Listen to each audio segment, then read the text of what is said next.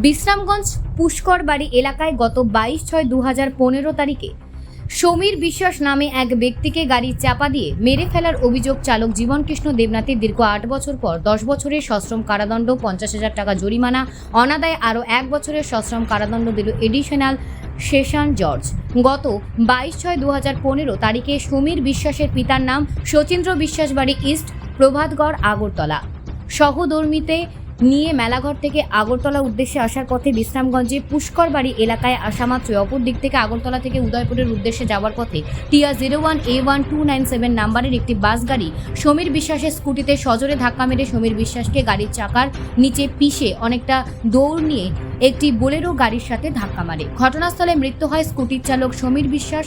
পরবর্তী সময় সমীর বিশ্বাসের শ্বশুর রবীন্দ্র বিশ্বাস বিশ্রামগঞ্জ থানায় মামলা দায়ের করে। মামলা হাতে নিয়ে বিশ্রামগঞ্জ থানার পুলিশ ঘটনার দিনই চালক জীবনকৃষ্ণ দেবনাথকে গ্রেপ্তার করে। তার বিরুদ্ধে 304 পার্ট 2 ধারায় মামলা গ্রহণ করে। ST টাইপ 225/19 বিশ্রামগঞ্জ থানায় মামলা নাম্বার 36/15। উক্ত মামলায় দীর্ঘ 10 বছর পর আসামি জীবনকৃষ্ণ দেবনাথের বিরুদ্ধে সোমবার দুপুরে বিশালগড় মহকুমা আদালতের বিচারপতি দেবাশিস করের সাজা ঘোষণা করেন। বিশ্রামগঞ্জ থানার মামলায় সর্বপ্রথম ভারতীয় ন্যায় সংহিত নতুন আইনের বাস চালকের 10 বছরের সাজা ঘোষণা হলো। চালকের বিরুদ্ধে এই নতুন আইন নিয়ে ভারতবর্ষে বিভিন্ন রাজ্যে আন্দোলন সংগঠিত করেছিল চালকরা। অতএব ভারতবর্ষের নতুন আইনে বিশালগড় মহকুমা আদালতে এই সর্বপ্রথম কোনো চালকের বিরুদ্ধে এই সাজা ঘোষণা করা হয়।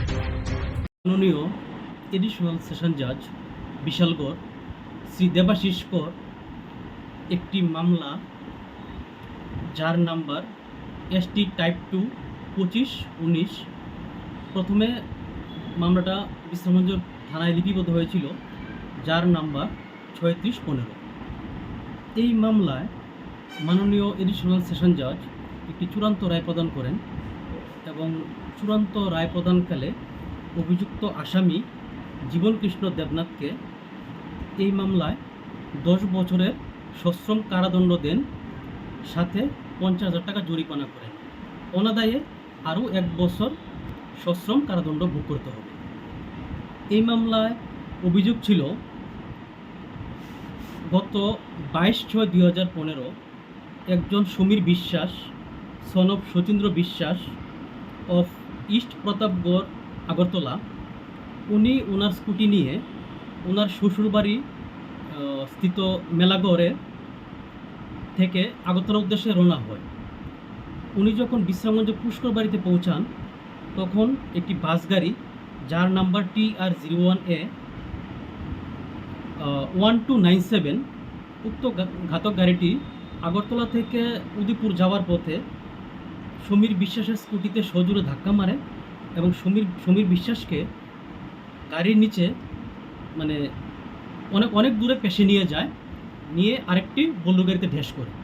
সাথে সাথে সমীর বিশ্বাস মারা যায় এবং ওনার শ্বশুর রবীন্দ্র বিশ্বাস বিশ্রামগঞ্জ থানায় একটি লিখিত অভিযোগ দায়ের করেন।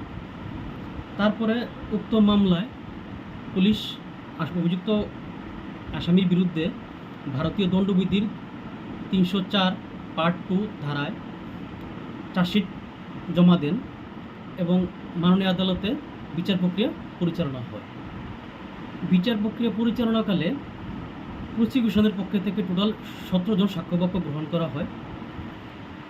তারপর মাননীয় আদালত আসামির পক্ষের উকিলবাবু এবং প্রসিকিউশনের পক্ষে আমি সওয়াল করি।